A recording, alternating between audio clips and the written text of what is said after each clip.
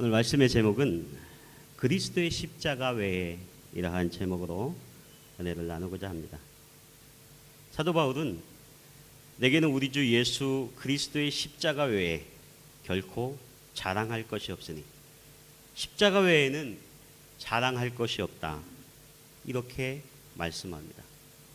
여러분, 이 말씀 어떻게 보면 어떤 좀 극단적인 그러한 표현의 모습일 수도 있습니다. 사도 바울은 마케도냐에서 이제 갈라디아 교회에 편지하고 있는데, 이 갈라디아 교회라고 하는 곳은 소아시아 지역, 지금의 터키 지역에 있는 그러한 교회입니다. 그래서 이 지역에 있는 교회, 이곳에 편지할 때에 이 교회의 배경이 어떠냐면, 이 갈라디아 교회에 이제 유대주의적인 그러한 배경을 가진 그러한 성도들이 이 갈라디아 교회에 들어오기 시작했습니다. 그래서 그들이 가르치는 일들을 맡기를 시작해요. 그래서 그들이 강조하는 그러한 말씀이 무엇이냐면, 그들이 할례와 율법을 지켜야 한다, 그것을 통해서 구원받을 수 있다 하는 그러한 유대주의적인 그러한 사고와 말씀들을 가르치기 시작해요. 그래서 그때에 사도 바울은 이 갈라디아서를 통해서 아닙니다, 우리는 오직 믿음으로써 구원을 얻습니다 하는 것을 강조하고 있습니다. 오늘 저는 이 갈라디아 교회를 보면서 그 터키 지역, 소아시아 지역, 여러분 잘 아시죠? 세계의 지도를 보면 이제 유럽으로 건너가는 그러한 편에 이 소아시아 지역이 있습니다. 그래서 교통의 요충지이기도 하면서 또 이곳은 이방 지역이에요. 외국 지역입니다. 그래서 저는 오늘 말씀을 준비하면서 우리 호치민 하누리 교회도 지금 이 베트남 땅에 세워지면서 어쩌면 이 갈라디아 교회가 가지고 있는 이러한 문제들도 우리의 교회에 앞으로 있을 수 있겠다 하는 그러한 생각을 해봅니다. 왜냐하면 우리는 이곳에 이제 이 베트남에 살아가고 있지만, 이곳에서 처음 신앙생활을 한 것이 아니라 우리의 신앙생활적인 배경이 있습니다. 우리의 교회의 배경이 있고, 우리가 하나님을 섬기던 그러한 배경이 있고, 그리고 우리는 날 때부터 가지고 있었던 그러한 오래된 그러한 생각들이 우리 안에 자리 잡고 있다고 하는 것입니다. 그런데 오늘 사도 바울은 이 갈라디아 교회를 향하여서 말하고 있는 이 어조가 강경해요. 그래서 갈라디아서를 전투적인 서신이다, 이렇게 표현하기도 합니다. 율법과 할례와 세상의 풍조가 우리를 바꾸는 것이 아니라 우리는 오직 믿음으로서만 변화될 수 있습니다 하는 것을 말씀하고 있다고 하는 것입니다. 그러면서 오늘 6장의 말씀에 보면 우리의 유일한 자랑은 십자가 외에 자랑할 것이 없다 하는 것을 말씀합니다. 14절의 말씀에 보면 그러나 내게는 우리 주 예수 그리스도의 십자가 외에 결코 자랑할 것이 없으니 그리스도로 말미암아 세상이 나를 대하여 십자가에 못 박히고 내가 또한 세상에 대하여 그러하니라, 이렇게 말씀합니다. 오늘 사도 바울이 십자가 외에 자랑할 것이 없다 이렇게 말하고 있지만, 이 십자가가 무엇입니까? 여러분, 십자가라고 하면 무엇이 떠올라요? 십자가는 죄인들을 사형시키는 그러한 형틀이었습니다. 사형을 집행하는 것이었어요. 그것도 아주 처절한 방법으로. 그러나 그곳에 흠없으신 어린 양 되신 예수님께서 십자가에 죽으심으로 오늘 중요한 사실, 나와 저와 여러분들의 모든 죄를 대신하신 줄 믿습니다. 오늘 이 십자가는 죄인을 사형시키는 그러한 형틀이었지만, 이 십자가를 통해서 하나님께서는 위대하신 하나님의 사랑을 이루셨다고 하는 것입니다. 그래서 우리의 죄를 대신하여서 예수님께서 단번에 죽으심으로 우리의 속죄 제물이 되셨다, 이렇게 말씀합니다. 그래서 갈라디아서에 나오는 사도 바울의 고백은 갈라디아서 2장 20절의 말씀에 보면 내가 그리스도와 함께 십자가에 못 박혔나니 내가 그리스도와 함께 십자가에 못 박혔나니 이렇게 고백을 하고 있어요. 그래서 사도 바울은 예수 그리스도께서 십자가에 달리셨지만 그 십자가에 내가 동일하게 못 박혔습니다. 내가 십자가에 달렸습니다 하는 그러한 고백을 하고 있다고 하는 것입니다. 여러분, 요즘 여러분들이 읽고 계시는 성경 레위기서를 읽고 있죠? 제가 잊을만 하면 한 번씩 이렇게 말씀드려서 죄송합니다. 그런데 한두 번 강조하는 것보다 강조하고 또 강조하다 보면 어느 쯤엔가 생각이 나서 여러분들이 이제 성경을 늘 가까이 하면서 읽게 될 것 같아서 저도 같이 읽으니까요. 요즘 그래서 출애굽기를 다 마치고 레위기서를 읽으면서 묵상을 하고 계실 거예요. 저는 레위기 4장을 읽다가 그곳에서 얻은 그러한 교훈이, 여러분 레위기에 보면 그 제사에 대해서 수없이 그렇게 기록되어 있어서 좀 무례하게 우리들이 어렵게 그 성경을 읽을 수 있어요. 그런데 저는 그 4장에 보면 하나님께서 얼마나 죄를 미워하시는지, 하나님께서 얼마나 죄를 싫어하시는지, 우리 믿음의 사람들이 죄 가운데 빠져 사는 것을 하나님께서 경계하시는지, 그러한 것이 저의 말씀에, 저의 마음에 말씀으로 와 닿는 것입니다. 레위기 4장 2절에 보면 이렇게 돼 있어요. 이스라엘 자손에게 말하여 이르라. 누구든지 여호와의 계명 중 하나라도 그릇 범하였으되 만일 기름 부음을 받은 제사장이 범죄하여 백성의 허물이 되었으면 그가 범한 죄로 말미암아 흠없는 숫송아지로 속죄 제물을 삼아 여호와께 드릴지니, 이렇게 말씀합니다. 속죄제에 대한 그러한 설명이에요. 그래서 여호와께서 너희 중에 계명을 하나라도 그릇 범한 것이 있다고 한다면 그때에 우리의 죄를 대신하여서 숫송아지를 잡아야 한다는 거예요. 저는 이 레위기 말씀을 읽다가 문득 그런 생각이 드는 거예요. 하나님께서 감사하게도 내가 저를 구약의 제사장으로 삼지 않고 그래도 목사 삼은 것이 얼마나 감사한지. 여러분, 저는 이 레위기 말씀 읽다가 이 제사장이 3D 업종인 걸 알았어요. 송아지를 잡는 거예요. 안수한 이후에 다른 사람이 아니라 제사장이 송아지를 잡아요. 그리고 손가락에 피를 찍어 뿌리며 내장에 덮인 모든 기름을 모아다가 번제단에 불태우는 게 제사장이 하는 일이에요. 이거 보통 일 아니잖아요. 오늘 우리가 하나님 앞에 이렇게 예배 드리는데 하나님께서 얼마나 은혜를 주셨는지, 지금 간결하게 그래도 에어컨 밑에서 이렇게 예배 드리는데 여러분 여기서 송아지 잡고 목 따고 피를 뿌린다고 생각해 보십시오. 예수 믿기 쉽지 않을 거다, 그런 생각 드실 거예요. 저는 그러면서 얼마나 감사한지, 야, 그래도 내가 말씀 설교만 하면 되지, 목사로서 설교만 하면 되지, 송아지 잡고 막 피 흩뿌리고 내장 막 모아다가 태우는 그 일, 아주 3D 업종의 제사장 안 하기, 하나님 감사합니다. 저는 이 말씀 읽다가 그것이 깨달아지더라니까요. 제가 예전에 군대에 있을 때요, 그런 경험을 했었어요. 군대에서는 무슨 날이 되면 잔치들을 하는데 제가 한 번은 사역병이 됐어요. 사역병.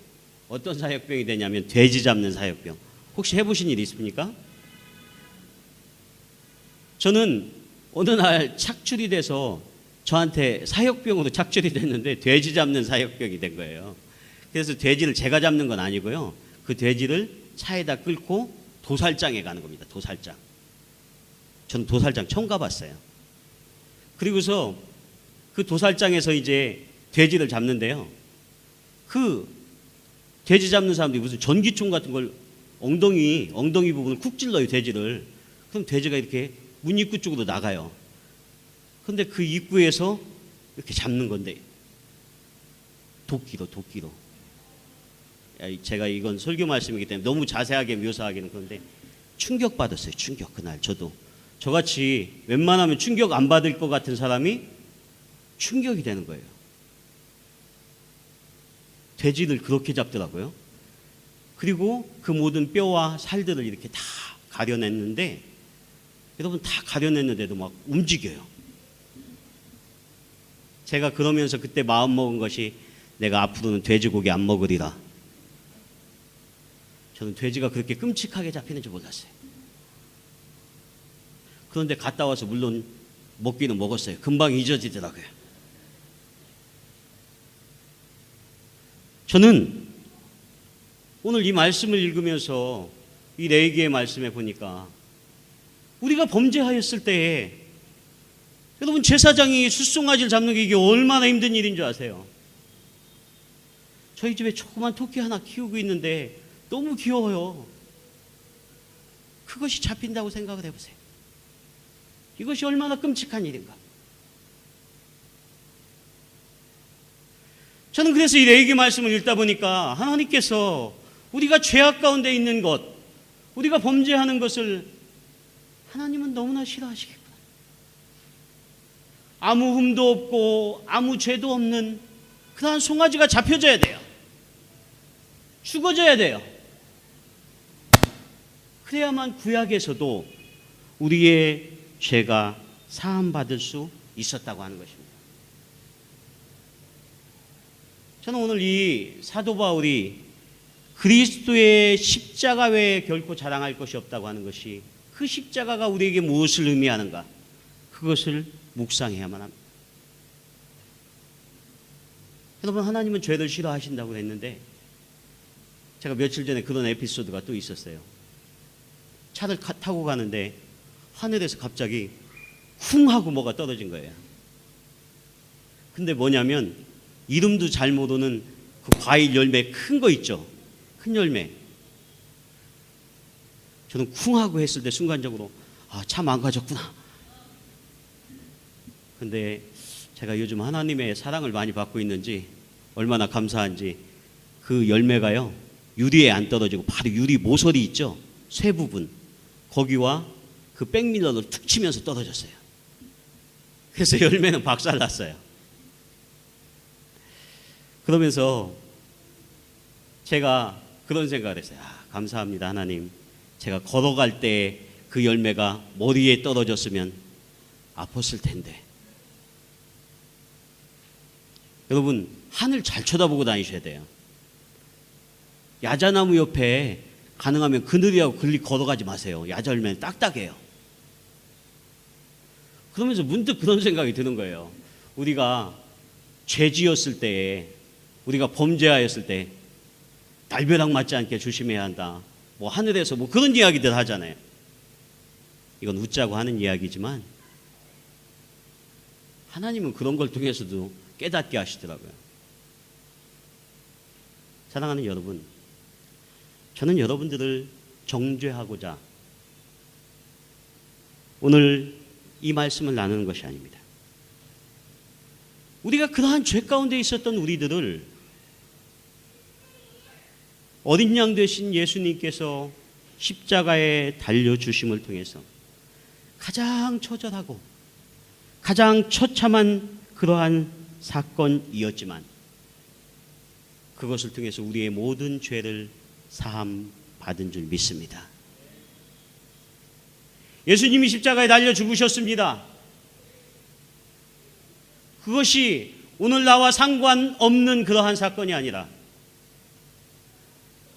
그 처참하게 달리셨던 그 십자가가 오늘 사도 바울은 나를 위해서 십자가에 달리셨다고 하는 것을, 그것을 고백하고 있는 것입니다. 그래서 오늘 모든 믿음의 사람들이 이 십자가에 대한 깊은 묵상과 체험이 우리 가운데 있어야 할 줄 믿습니다. 주님이 내 죄 때문에, 우리가 범죄한 그 사실 때문에 그 십자가에 달리셔서 그 처절한 고통을 당하셨는데,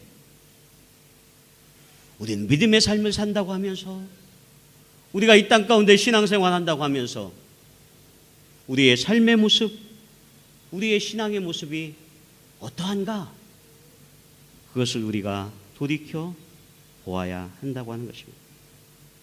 사랑하는 여러분, 오늘 우리가 신앙생활 한다고 하는 것은 무엇입니까? 여러분, 예수 믿는다는 것이 무엇이죠? 예수를 배우는 것입니까? 예수님을 따르는 것입니까? 예수님을 본받겠다는 것입니까? 예수님처럼 살아보겠다는 것입니까?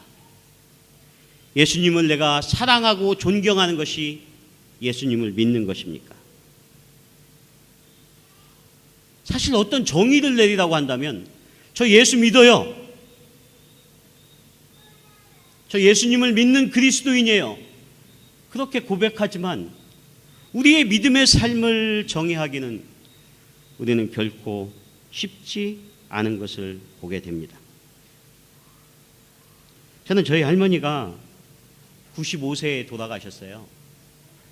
그런데 저희 할머님이 돌아가시기 직전에 제가 같이 할 시간들이 있어서 그때는 우리 할머니가 얼마 많이 못 사실 것 같아서 제가 여쭤봤었어요.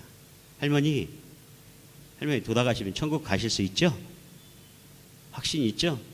그때 우리 할머니가 뭐라고 대답하시냐면 나 같은 사람이 어떻게 천국 가냐고 그러시는 거예요. 저희 할머님은 무학이셨어요. 학교를 다녀보시지 않았어요. 예전에 할머님들이 다 그렇지만. 그런데 제가 저희 할머님의 신앙생활을 하는 거 보면 찬송을 누구보다도 뜨겁게 해요. 글을 못 읽는데도. 할머님들이 찬송하는 거 혹시 들어보셨어요? 가사가 없는데 곡조를 열심히 따라하는 것. 저희 할머님은요, 저희 손자들이나 용돈이 조금 생기면 그것 가지고 성전에 꽃을 드리는 거, 그런 거 하는 거 기뻐하시고요. 그 다음에 교회에 이제 기사 집사님들이 오시면 그분들 조금 이렇게 선물하시는 걸 용돈 받으면 너무 좋아하시는 거예요. 그래서 제가 우리 할머님의 그 노년을 보면, 야, 우리 할머님은 천국에서 정말 높은 자리에 앉으실 거야. 하나님께서 기뻐하시는 분일 거야. 그런데 저는 그 할머니께서 마지막에 우리가 늘 고백하는 대로 내가 오늘 당장 오늘 밤에 죽어도 내일 아침에 깰 때는 천국에 갈 확신이 있습니다. 그렇게 대답하지 않는 것을 보면서 오늘 우리의 신앙이 잘못된 것일까? 오늘 말씀을 잘못 배운 것일까? 그리고 한편으로는 제가 목사이면서 오늘 우리가 복음에 대하여서 우리의 죄를 사함받는 것에 대해서 너무 어렵게 가르치는 것은 아닌가? 그것에 대해서 제가 질문을 가졌던 그런 적이 있어요. 저는 지금도 확실히 믿고 있습니다. 우리 할머님이 천국에 가셨다고 하는 사실. 사랑하는 여러분, 여러분들이 의문을 가지실지도 몰라요. 우리가 지식을 통해서 하나님의 나라에 가고 우리가 지식을 통해서 예수 그리스도의 십자가를 경험한다면 그것은 저 같은 목회자나 신학자들이나 세상적으로 학문이 깊은 그러한 사람들에게만 예수 그리스도의 은혜가 미쳐질지도 모릅니다. 그런데 하나님께서는 그런 은혜를 우리에게 주신 것은 아니라고 믿습니다. 여러분도 그렇게 믿으시죠? 저는 복음이 복잡하지 않다고 생각을 해요. 복음은 그 자체의 능력이 있습니다. 복음은 그 자체에 하나님의 살아계신 능력이 있어요. 그래서 저는 예수님을 믿습니다. 그것이 예수님을 배우는 것이나 예수님을 따르는 것이나 예수님을 본받는 것이나 예수님처럼 사는 것이 아닐지라도 오순절 마가의 다락방에 임하셨던 성령의 강력한 역사가 그날 모였던 그 성도들 가운데, 제자들 가운데 임하게 되자 저들이 달라졌어요. 예수님을 따르겠다고 고백하였던 그들이 뿔뿔이 흩어지는 연약한 모습 속에서 성령 하나님께서 그들 안에 내주하시고 함께하여 주시자 하나님이 믿어지는 거예요. 살아계신 사랑하는 여러분, 여러분들도 하나님이 믿어지시기를 축원합니다. 성령 하나님이 우리 안에 거하시고 우리가 우리의 마음의 문을 열고 주님 앞에 나오면, 우리의 마음의 문을 열기만 하면 주께서 함께 하셔서 우리는 그리스도가 나를 위해 십자가에 달리셨습니다. 하나님의 그 놀랍고 위대하신 사랑이 믿어지는 거예요. 그것이 체험되어지는 거예요. 그래서 그때부터 우리는 그리스도인으로서 우리의 삶이 변화된 그러한 삶을 살아갈 수 있다고 하는 것입니다. 그래서 저는 여러분들에게 같이 우리가 성경 말씀을 읽어야 됩니다. 성경의 말씀을 읽다 보면 막히는 부분들도 있죠. 그런데 분명한 것은 하나님께서 그곳을 통해서 말씀하신다는 거예요. 매일 다른 말씀을 우리에게 주시고 살아계신 하나님의 말씀이 우리의 삶 가운데 와서 내 삶을 붙잡고 내 삶 가운데 역사되어지는 그 하나님의 능력을 우리가 경험하게 될 줄 믿습니다. 그래서 저는 믿습니다. 성령 하나님을 통하여서 우리에게 주시는 이 복음의 능력은 복잡하지 않습니다.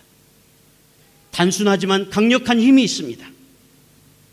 하나님이 우리를 주장하셔서 우리를 진리 가운데 이끄시면 우리가 말씀 가운데 나아가게 되고 그 살아계신 말씀이 우리 안에 거하게 돼서 우리는 주님의 십자가를 기꺼이 지며 주님 앞에 헌신하며 주님의 십자가를 깊이 체험하며 살아있는 그러한 믿음의 삶을 살게 될 줄 믿습니다.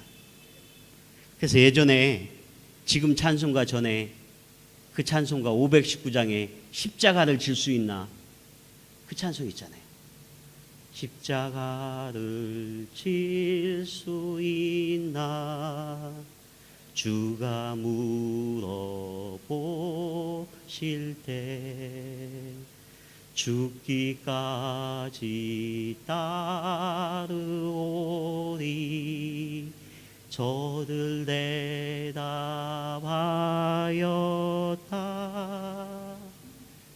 이 찬송이 있잖아요. 십자가를 질 수 있나?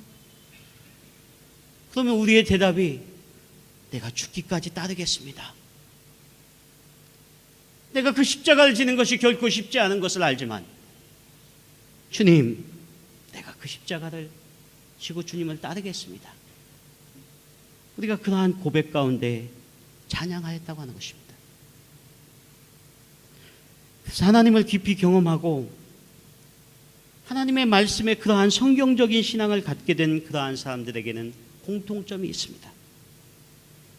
그것은 한결같이 그 십자가 사건을 인격적으로 체험하고 그들은 전인격적으로 그 십자가의 은혜를 만났던 그러한 사람들이라고 하는 것입니다. 여러분, 십자가의 그 전인격적인 은혜가 그것이 무엇입니까? 저는 이것이 하나님의 우리의 인간적인 그러한 표현 방식이라고 저는 그렇게 믿습니다. 우리가 사람들이 인격적인 관계를 나누고 행할 때, 그 관계를 행할 때 항상 이렇습니다. 내가 이 사람에게 은혜를 베풀었어요. 그 사람에게 사랑을 베풀었어요. 그러면 그 사람이 어떻게 반응을 해요? 은혜로 반응하는 겁니다. 사랑으로 반응하는 겁니다. 여러분 그러시죠? 혹시 여러분들에게 사랑으로 막 이렇게 베푸신 분에게 대해서 막 미워하고 그럽니까? 요즘 그렇게 많이 뜨는 말 가운데 의리라는 게 있대요. 의리. 들어보셨어요? 의리가 있다고요. 의리.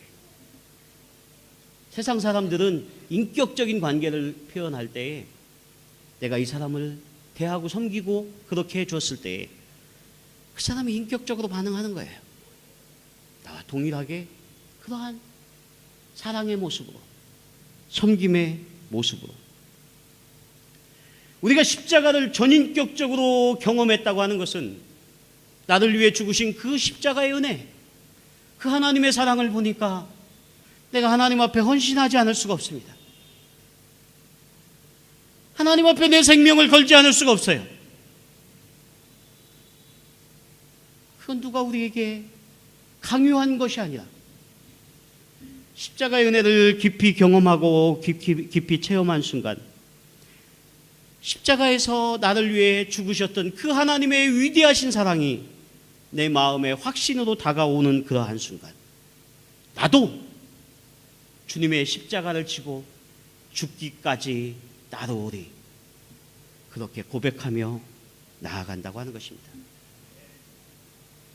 사랑하는 여러분, 그래서 저와 여러분들이 이 땅 베트남 가운데 선교사로 부름을 받았습니다. 저는 목회자 선교사로 부름을 받고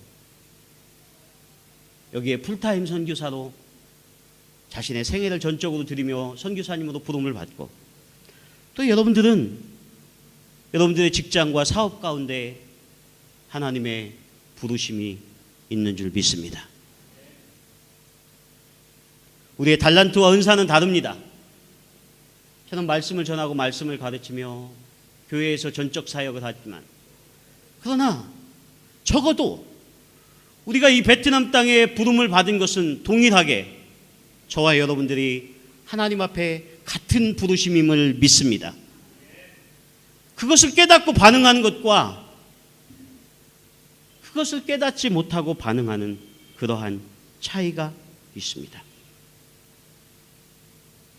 저는 이 베트남에 오면서 제가 지난번에도 고백했지만 하나님 앞에 저도 뭐 그렇게 큰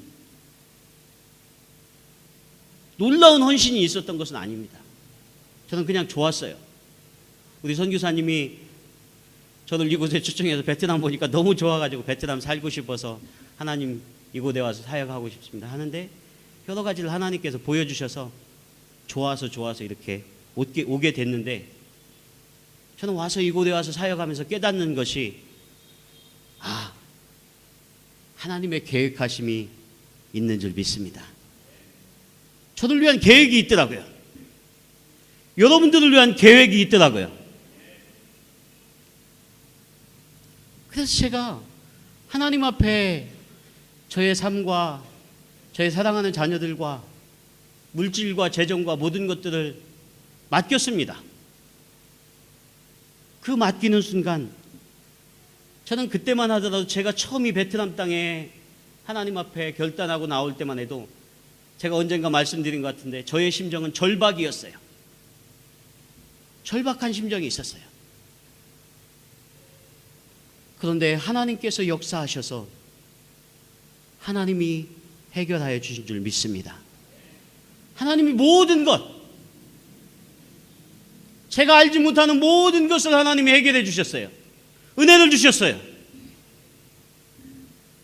하나님 앞에 순종하고 나아가는 그 순간 하나님께서는 모든 것을 해결해 주시고 하나님의 은혜를 주셔서 이 땅 베트남 땅 가운데 하나님이 하실 놀라운 일들에 동참하는 것을 기뻐하셨다고 하는 것입니다. 사랑하는 여러분, 여러분들이 오늘 이 십자가의 은혜를 통해서 처음 여러분들을 부르신, 처음 이 땅에 발을 내디진 그때를 생각할 수 있기를 축원합니다. 저는 그렇게 큰 계획이 없었는 것 같았는데 하나님이 급하셔서 우리들 이곳에 부르시고, 저는 얼마나 감사한지 몰라요. 우리 교회에 하나님께서 일꾼들을 보내주시면서 하나님이 하나님의 교회들을 세워나가시는 그러한 방법들을 볼 때, 중요한 것은 우리가 그 십자가의 그 사랑, 나를 위해 죽으셨던 그 십자가의 그 은혜를 깊이 있게 묵상하는 것입니다. 그 은혜와 그 사랑에 감격할 수 있어야만 합니다. 그래야만 우리가 헌신하고 또 때때로 힘들고 어려움에 그러한 장벽이 있을 때 하나님 주시는 은혜로 능히 이기게 될 줄 믿습니다. 오늘 불렀던 찬양이 오늘 말씀과 너무 딱 맞는 것 같아요. 예수 하나님의 완전한 사랑, 예수 하나님의 값없는 은혜. 예수 하나님의 놀라운 지혜, 아름다운 그 이름 예수. 예수님이 십자가에 달리신 것은 너무나 처절한 사건이었는지 모릅니다. 그러나 우리를 구원하시고 우리를 새 생명 주신 그 순간, 그 아름다운 그 이름 그 예수가 오늘 우리의 삶을 아름답게 변화시키는 줄 믿습니다. 사랑하는 여러분, 그래서 우리는 예수님 때문에, 그 주님의 십자가 때문에 우리는 때때히 기쁨으로 포기하는 것입니다. 아무든지 나를 따라오려거든 자기를 부인하고 자기의 십자가를 지고 나를 따를 것이니라, 이렇게 말씀하고 있습니다. 그래서 내가 예수님을 믿습니다, 내가 예수님을 믿습니다, 이렇게 고백하는 것은 저는 그렇게 믿습니다. 예수님이 나를 위해서 십자가를 주시고 그 위대하시고 놀라우신 사랑을 베풀어 주셨기 때문에 나도 기쁨으로 나를 내려놓고 때때로 나를 포기하고 내가 예수님의 십자가를 지고 기꺼이 나아가겠습니다. 저와 여러분이 그러한 고백을 드릴 수 있기를 축원합니다. 고린도전서 15장 31절의 말씀에 보면, 형제들아 내가 그리스도 예수 우리 주 안에서 가진 바 너희에 대한 나의 자랑을 두고 단언하노니 나는 날마다 죽노라, 이렇게 말씀합니다. 사도 바울의 유일한 자랑은 나는 예수님의 십자가 앞에 날마다 죽는 것이 내 자랑이라고 그렇게 이야기했습니다. 사랑하는 여러분, 교회에는 다 죽어야 합니다. 죄송합니다. 교회는 산 사람이 있어서는 안 돼요. 교회는 다 죽어야 돼요. 세상의 자랑에서 죽어야 돼요. 예수 그리스도의 십자가 외에 자랑하는 것에서 우리가 다 죽어야 돼요. 그래야만 오늘 우리의 교회가 하나님의 기뻐하시는 교회로 바꿔질 수 있습니다. 오늘 이 갈라디아 교회가 유대적 교사들이 율법주의와 할례와 세상의 학문과 세상적인 지위와 명예와 이런 것들을 거머쥔 채 교회에 나와서 자신들이 죽어지지 않았던 그들을 향해서 오늘 사도 바울은 우리가 날마다 죽어야 합니다, 이렇게 고백하고 있는 거예요.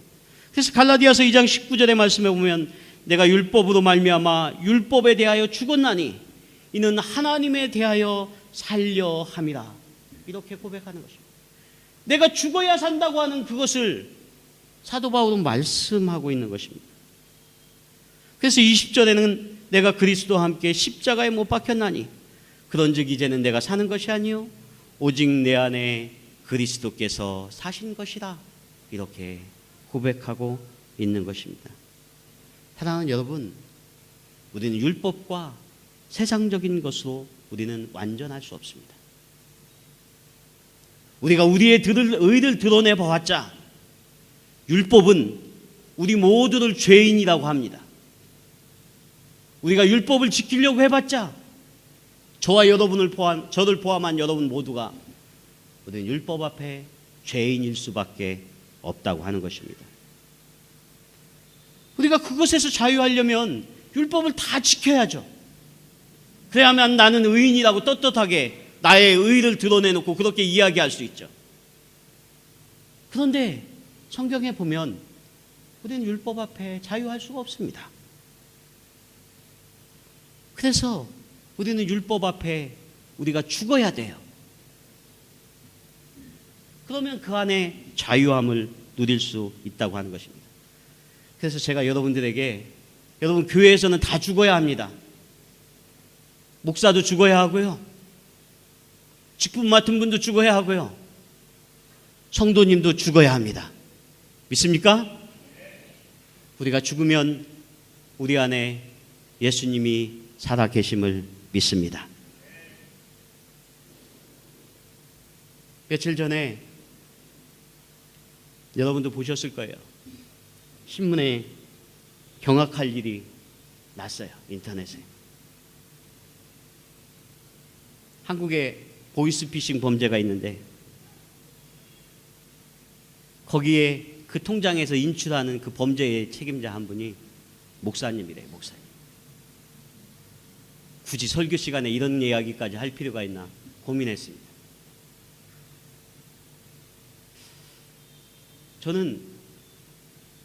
저도 목회자이기 때문에 시궁창이나 이런 데 같이 들어온 그런 느낌이 있었어요. 오늘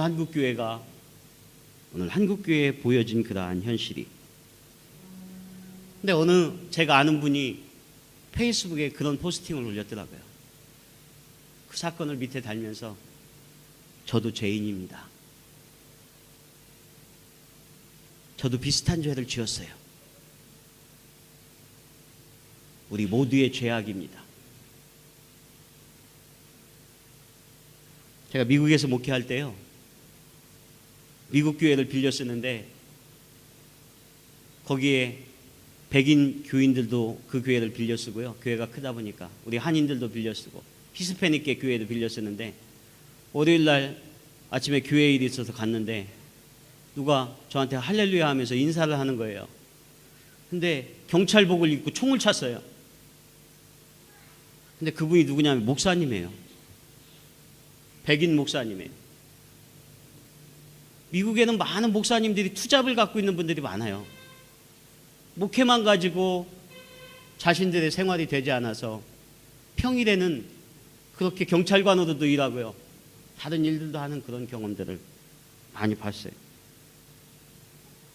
우리 한국교회는 이중직에 대해서 반대합니다. 저는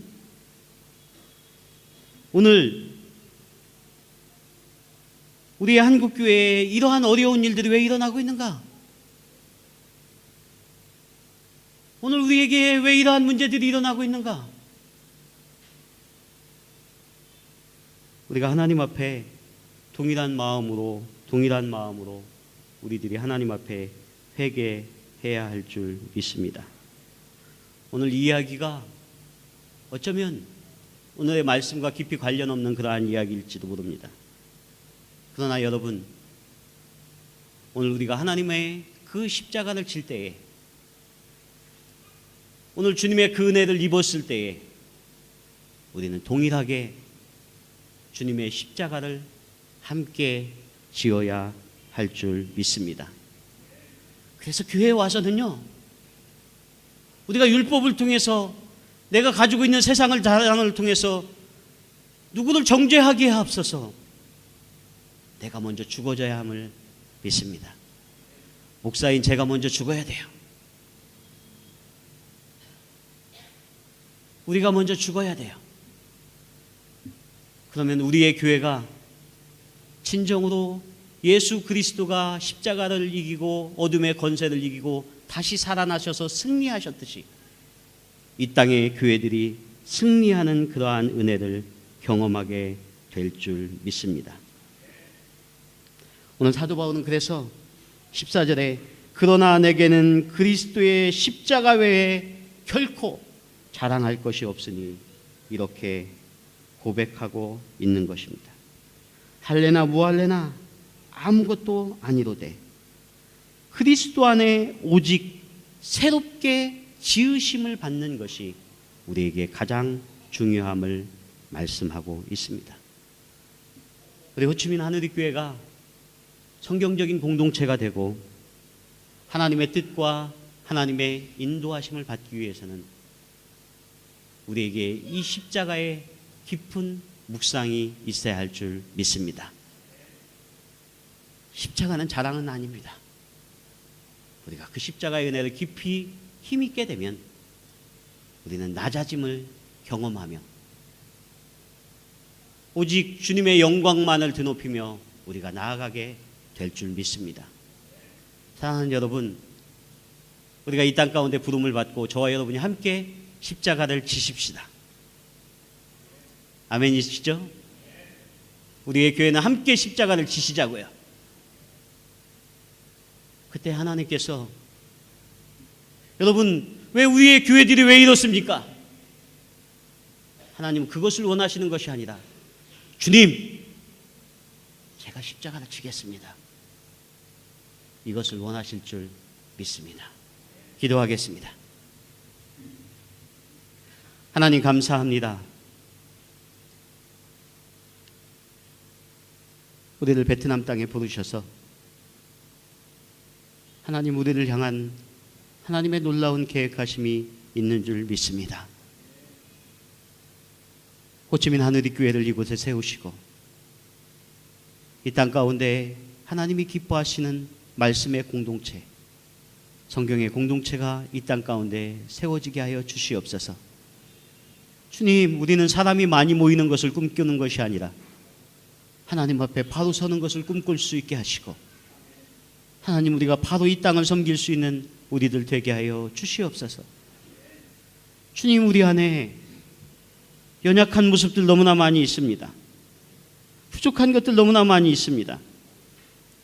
그러나 주님, 부족한 우리를 위해서 주님이 십자가를 지셨듯이 그 주님의 십자가의 위대하신 사랑을 우리의 삶 속에 낮아지고 낮아져서 겸손히 실천하는 저희들 되게 하여 주시옵소서.